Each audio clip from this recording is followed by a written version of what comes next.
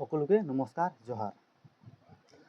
আমি চাইছোঁ এতিয়া যোনটো বোকাঘাট জিলাত যোনটো ইংলা পথাৰ এই নামত জগাত মানে আমি বহুত দিন পৰা শুনি আছোঁ যে এইটো মাটিখন যোনটো হায়াত হোটেল বনাবলৈ তাত বিধায়ক বোকাঘাটৰ বিধায়ক অতুল বৰা মানে ইমান দিন লাগি আছে যে এই মাটিটো ল'বলৈ আৰু হায়াত হোটেল বনাবলৈ। আৰু ইমান দিন পৰা লাগি আছে আদিবাসীৰ মাটিৰ লৈ যদি ই কিবা এটা বনাম বুলি ভাবিছে নিজৰ মাটি আছে নহয়। এইটো আদিবাসী মানুহ ইয়া অসমৰ যোনে ট্ৰাইবেল মানুহবিলাক যোনে খেতি কৰি খাই আছে আজি ইহঁতৰ মাটি লুটি ফেন্সিং লগাই ইহঁতে হায়াত হোটেল বনাম বুলি কৈছে। আমি চাইছোঁ তাত যে বিধায়ক যোন এতিয়ালৈকে গীতা গোৱালাক কিলে লগ কৰা নাই, ইয়াক কিলে চাব নাহে তাত পুলিচ কামাণ্ডো বাহিনী তাত লগাই দিছে। কি ইহঁতে কি চুৰ হয় নেকি?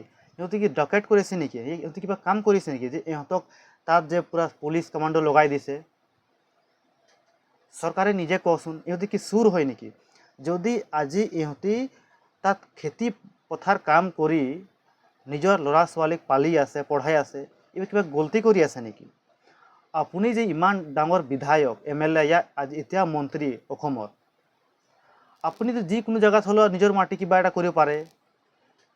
এই যোনে এটা ইংলে পথাৰত যোনে গীতা গোৱালা ইমান কষ্ট কৰি ইহঁতি খাই আছে আৰু 50-60 বছৰ ইহঁতি বসবাস কৰি আছে এই মাটিখনত।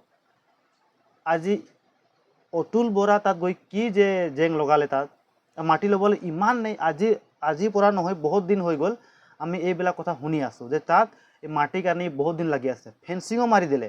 আৰু এতিয়া যোনে বোকাঘাটৰ মানুহ তাত যাবলৈও প্ৰতিবন্ধ কৰি দিলে, মানে যাবলৈ বন্ধ কৰি দিলে। এইটো কি কথা?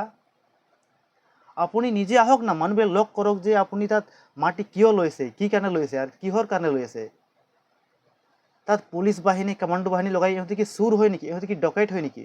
আৰে যিকোনো মানুহ ৰেপ কৰি আছে চুৰ কৰি আছে ইহঁতক ধৰক। এইবিলাক কি মানুহবিলাক কি চুৰ কৰি আছে নেকি? এইবিলাক কি আতংকবাদী হয় নেকি? নে ই নিজে মাত মাতিব নাহে অতুল বৰা? যদি আপুনি যদি মন্ত্ৰী হয় এটা কৈছিলে যে ইলেকশ্যন আগত যে আমি আদিবাসীসকলক পুৰা মাটি পাটা দি দিলোঁ, এইটো নামৰ কাৰণেহে দিছে। মানে পিছফালে ইহঁতি ডাঙৰ ডাঙৰ হোটেল বনাবলৈ ইহঁতৰ মাটিবিলাক কাঢ়ি লৈ আছে আৰু লাহে লাহে কাঢ়ি নামতহে মাটি পেটা দিছোঁ কৈ লাহে লাহে ইহঁতি কাঢ়ি আদিবাসী মানুহ ইয়াত যিকোনো মানুহ হ'লেও যাত বসবাস কৰি আছে ইহঁতৰ মাটিবিলাক লৈ গৈছে, ফেন্সিং মাৰি দিছে আৰু এতিয়া তাত সোমাব নিদিয়ে। মানে আৰক্ষী বাহিনীক মানে এনে কিবা এটা পুতলা হিচাপ বনাই দিছে চৰকাৰে। এতিয়ালৈকে নহয়, বহুত দিন পৰা 2 মাহ 1 মাহ হৈ গ'ল এতিয়ালৈকে তাত কেছ চলি আছে। ফেন্সিঙো লগাই দিছে, ৰাতি আহে 2-3 লাখ টকা চেক দি গুচি যায়। তাৰ মাটি ইমানে ভেলু আছে নেকি 2-3 লাখ টকা তাৰ মাটিটো? নে তাত কিবা এটা আছে? আপোনালোকে নিজে কমেণ্ট কৰকচোন। যদি চৰকাৰে এনেকুৱা দুখীয়া মানুহ মাটিবিলাকক কাঢ়ি লৈ থাকে, মানুহ কেনেকুৱা ইয়াত জীয়াই থাকিব? কি বিশ্বাসে থাকিব যে এইটো চৰকাৰে আমাক ভাল কাম কৰিছে? আপোনাক ভাল তাত গোলাঘাট বাসিন্দা ইয়া বোকাঘাট বাসিন্দা বুলি আপোনাক ভোট দিলে, সেইটো কাৰণে নহয় যে তাৰ ইহঁতৰ মাটিবিলাক আপুনি কাঢ়ি লৈ যাওক। স্পষ্ট কৈ দিয়ে যে মাটিখন আপুনি কিহৰ কাৰণে লৈ যাব বিচাৰিছে। আমি ডেভেলপমেণ্ট বুজিছোঁ, ডেভেলপমেণ্ট কৰিব লাগে। সেইটো নহয় যে তই গৰিব দুখীয়া মানুহ কাঢ়ি লৈ কিনে তই ডেভেলপমেণ্ট কৰক। এইটোৱে হয় নেকি পলিটিক্স? যে কিবা মিছলীয়া কথা কৈ পলিটিক্সত ইলেকশ্যনত জিকি কিনা দুখীয়া মানুহ মাটি কাঢ়িব লাগে? আপোনালোকে নিজে কওকচোন।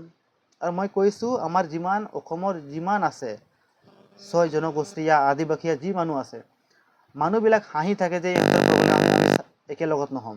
এটা কথা স্পষ্ট আছে, যদি আজি আমি একেলগে নাযাম কালি আমাৰ মাটিবিলাকো ইহঁতে এনেকুৱা কৰি লৈ যাব। আমি এতিয়া বহুত চাই আছোঁ, বহুত জেগাত চাই আছোঁ যে মাটিবিলাক বেলেগ মানুহ কাঢ়ি লৈ আছে, MLA মন্ত্ৰী একো কৰিব পৰা নাই, খুদ নিজে MLA মন্ত্ৰীয়ে কাঢ়ি লৈ আছে। বেলেগক মাটি কি দিব ইহঁতি?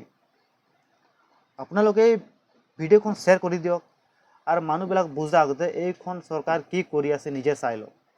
তাত ফেন্সিং লগাই দিছে, তাত পুলিচ বাহিনী কামাণ্ডো লগাই দিছে। ইহঁতে কি চুৰ আছে নেকি? ইহঁতে আৰে চুৰক ধৰ না, ইহঁতে কি চুৰ কৰিছে নেকি? ইহঁতক পুৰা পুলিচ বাহিনী মানুহ তাত লগ কৰিব নিদিয়ে, এইটো কি কথা? যিমান পাৰে ভিডিঅ'খন শ্বেয়াৰ কৰক আৰু তাত কি হৈছে তাত গৈ কিনা চাওক। हमदर जान लिबे खाली माटी लिबे ना जान लिबे कतुल बरा के लागिबई পুলিচ কামাণ্ডো লৈ পেলাই আমাৰ সাধাৰণ খেতিয়কৰ মাটি কঢ়া নীতি কেতিয়াৰ পৰা অতুল বৰা ডাঙৰীয়াই লৈছে সেই কথা অসমৰ জনগণৰ আগত স্পষ্ট কৰিব লাগে। বোকাখাটৰ বিধায়ক তথা অসমৰ মন্ত্ৰী অতুল বৰা ডাঙৰীয়াক আমি স্পষ্টভাৱে আজি ইনলে পথাৰৰ পৰা কৈছোঁ, এই সাধাৰণ আমাৰ খেতি কৰি খোৱা মানুহখিনিৰ মাটি আপুনি কিয় কাঢ়িবলৈ আহিছে? আপোনাৰ এইকণো অসমীয়াৰ তেজ নাই নেকি যে সাধাৰণ খেতি কৰি খোৱা মানুহক আপুনি সুৰক্ষা দিব লাগে বুলি? এইখিনি মাটি আমাৰ ককা আইতাই খোলা মাটি আৰু ইয়াত আমাৰ ককা আইতাই ইয়াতে মৃত্যুবৰণ কৰিছে। আমাৰ ল'ৰা ছোৱালীক আমি পোহপাল দি আছোঁ আৰু এই অকণমান মাটি য'ত আমি আমাৰ পৰিয়ালক পোহপাল দি আছোঁ সেইখিনি মাটি আপুনি কিয় কাঢ়ি ল'ব লাগে? এই কথা কিন্তু আমি মুঠেও ভাল পোৱা নাই। সমগ্ৰ বোকাখাটবাসীয়ে আমি ক'বলৈ বিচাৰিছোঁ যে বোকাখাটত আপোনাক বিধায়ক বনোৱা হৈছে কেৱল মাত্ৰ আমাৰ পৰা মাটি কাঢ়ি ল'বৰ কাৰণে নেকি? যদি সেয়াই নীতি আপুনি স্পষ্টভাৱে কওক, কিয় লুকাই আছে এতিয়া? ডক্টৰ হিমন্ত বিশ্ব শৰ্মাৰ আউটাৰ পিছত বা গ্ৰেণ্ড হায়াটৰ ঢাকনি লৈ পেলাই আপোনাৰ সাহস আছে যদি অতুল বৰা ডাঙৰীয়াক স্পষ্টকৈ কৈছোঁ, আপুনি বোকাখাটৰ বিধায়ক হয়, বাগানৰ হাজাৰ হাজাৰ মানুহে আপোনাক ভোট দিছে, আজি বাগানত আজি কাম কৰি খোৱা হাজিৰা কৰি খোৱা তেখেতসকলৰ পাৰ্মানেণ্ট চাকৰি নাই, থাকিবলৈ জাগা নাই, সেইখিনি মানুহৰ মাটি কিয় আপুনি কাঢ়ি লৈছে? আজি কিন্তু স্পষ্টভাৱে আপোনাক আমি ওলাই আহিবলৈ প্ৰস্তাৱ দিছোঁ। আমাক যি ধৰণে আপুনি পুলিচ মিলিটাৰী লগাই ইয়াত হাৰাশাস্তি কৰিছে, আপোনাক আমি কৈছোঁ যদি আপুনি আমাৰ বিধায়ক হয়, বোকাখাটৰ মানুহৰ যদি আপুনি বিধায়ক হয়, তেনে সাহস দেখুৱাওক আৰু আপুনি ওলাই আহক, আমাক স্পষ্টভাৱে কওক যে বোকাখাটৰ মানুহৰ ইয়াত কোনো অধিকাৰ নাই। মই বিধায়ক হৈছোঁ কেৱল মাত্ৰ দিল্লীৰ কথা শুনিবৰ কাৰণে বা ব্যক্তিগত গ্ৰেণ্ড হায়াটৰ দৰে কোম্পানীৰ কথা শুনিবৰ কাৰণে, তেতিয়া আমি নিজে বিবেচনা কৰিম।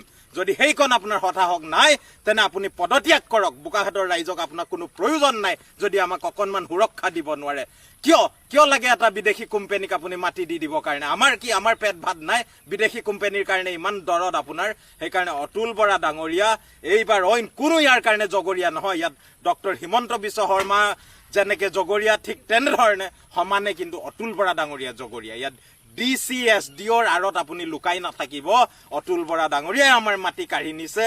অসম গণ পৰিষদৰ সভাপতি তথা অসমৰ এজন জ্যেষ্ঠ মন্ত্ৰী অতুল বৰা ডাঙৰীয়াই বোকাখাটৰ জনগণক এনেকে কৰাটো আমি মুঠেও সন্তুষ্ট নহয়। সেইকাৰণে আমি এবাৰ কৈছোঁ, যদি আপুনি অতি শীঘ্ৰে আমাৰ মাটিৰ অধিকাৰ আমাক নিদিয়ে তেনে আমি ৰাজপথলৈ ওলাই আহিবলৈ বাধ্য হ'ম। আপুনি সাজু কৰি থওক আপোনাৰ পুলিচ মিলিটাৰী, বোকাখাটৰ কিমান জনগণক আপুনি এৰেষ্ট কৰিব পাৰে আমি চাম।